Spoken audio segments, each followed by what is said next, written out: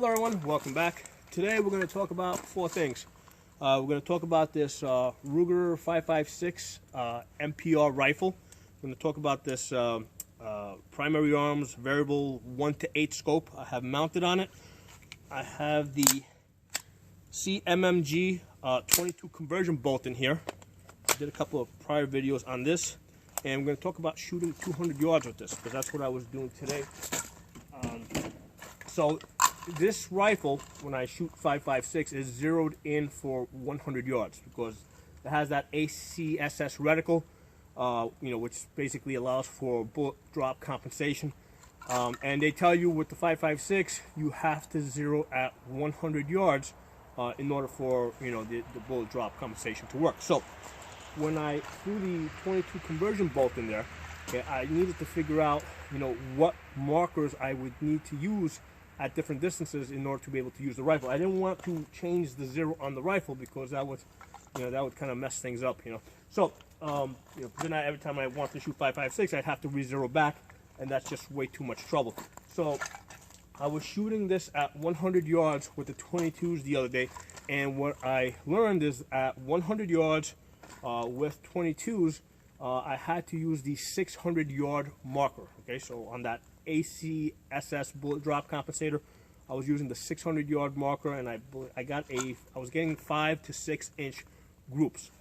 Now today I was shooting the 200 yards, and at 200 yards, first I tried the 700-yard marker, and I was shooting this paper here that has snow all over it now. So I was shooting this paper. So when I was using the 700-yard marker, I noticed that the bullets were dropping. I could actually see them impacting the dirt in front of the target, which was kind of cool because that allowed me to realize that I had about a second and a half of flight time for that 22 long rifle. Okay, so basically I figured. Then I tried 800 yards. Right, I tried the 800-yard marker, and I saw we're still hitting dirt down here. So then, now what I decided to do then is, rather than, because initially I was putting my 800-yard marker to the top of this paper here. The next time I did it, I put it to the top of the cardboard box. Now here's the thing: I had a wind today that was about 5 to 10 miles per hour, and it was coming inwards and also to the right. Okay, so it was coming in and to the right. So the ACSS reticle has the 5-mile wind indicators built into the scope. So what I did is I had since the wind was coming in inwards to the right, I ignored the inwards. I just did the right. I just paid attention to the fact that it was going to the right, and I used the 5-mile wind indicator, and I put that to the top of the cardboard right here, so that the actual 800-yard marker was about over here on the edge of the cardboard. And with that, I was able to get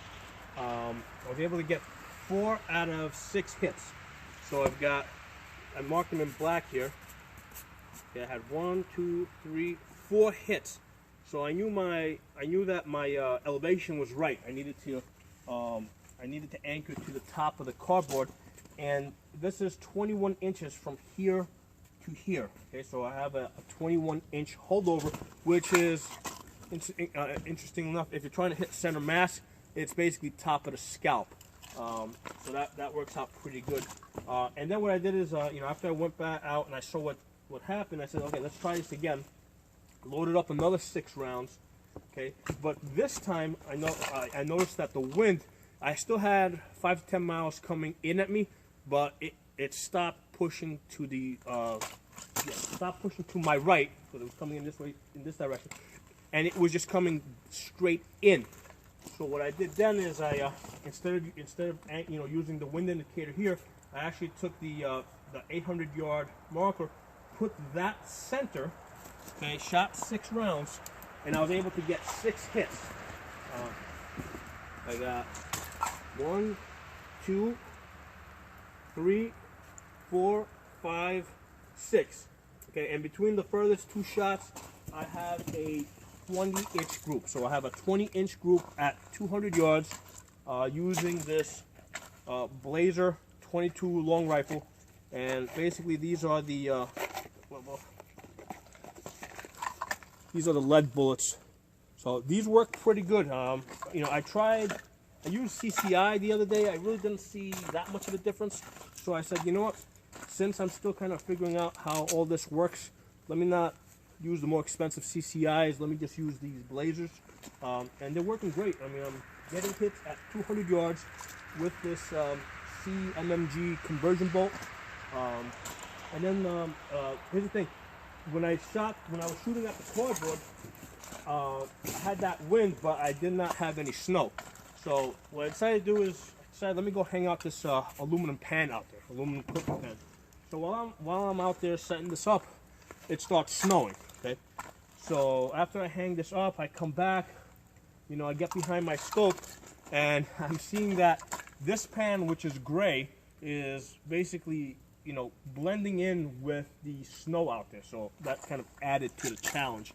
I took 20 shots at this. I got, you know, this thing is 12 inches by 19 inches. Out of 20 shots I took, I got 11 hits. Got one.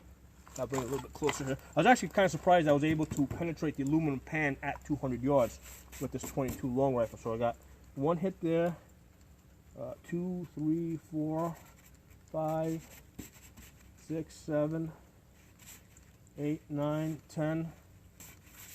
Yeah, this thing's, there's 11 hits on here somewhere. I can't quite see them because now the snow is making a mess out of this. Let's try this again, see if we can count them. 1, 2, 3, 4, 5, 6, 7, 8, 9, 10, 11 hits. So 11 out of 20 hits at 200 yards on, and what did I say, it was 12 by 19 aluminum pan in the snow. So I'm really happy with this setup. I mean, I'm really happy with this whole setup that I have here. The Ruger MPR rifle with the primary arms, variable 1 to 8. And now this CMMG conversion bolt. I mean, these things just go together. I mean, they work perfectly. You know, now that I have that conversion bolt, I'm going to be shooting this rifle a lot more than I was before. And the cool thing is that the conversion bolt with the 22 long rifle really allows me to take full advantage of the bullet drop compensation, because I mean I do have a range that I go to that's 1,000 yards long, but I can't shoot that every day because I got to travel to that. But you know I can shoot 200, 250 yards every day, and you know by putting the 22 conversion bolt into this, you know I can, you know, because now that you know I got that shooting out to 200 yards. I'm using the maximum bullet drop compensation on that scope, and with a mere 5 to 10 mile an hour wind, I also have to use the wind markers, okay, and make windage adjustments at that 200 yards. So, I mean, I'm loving this. I just wish that this winter would end and the snow would end, and you know we could get into the summer. But you know. Oh, it's fun all the same. If you guys have any questions, comments, feedback, put in the comment section. If you're not a member of the channel, subscribe. I'll see you guys next time.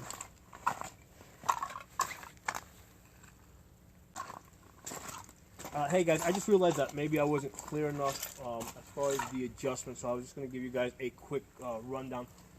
If you have your ACCS scope zeroed in for 100 yards, right, and you switch over to 22, okay, you're gonna use at 200 yards. You're gonna use the 800 yard marker, okay. And what you're gonna do is you're gonna hold over 20 to 21 inches. Okay, I used 21 inches today because I had an incoming wind. I suspect that if I don't have an incoming wind at 5 to 10 miles an hour, it'll only be about 20 inches. So, in order to hit in this area over here, you're gonna hold 20 inches high, okay. And then if you have a wind, the 5 mile an hour wind indicators on your ACCS scope seem to hold true when you throw in the conversion bolt and you're using the 22. And when I was using the steel plate over here, you know, again I was holding, you know, basically I was putting my 800 yard marker about here, okay, which is about 20 inches off from the center. So yeah, I just wanted to give you guys a quick summary in case some of that stuff you know got it just basically got buried in all the other information I gave you guys. I'll talk to you guys soon.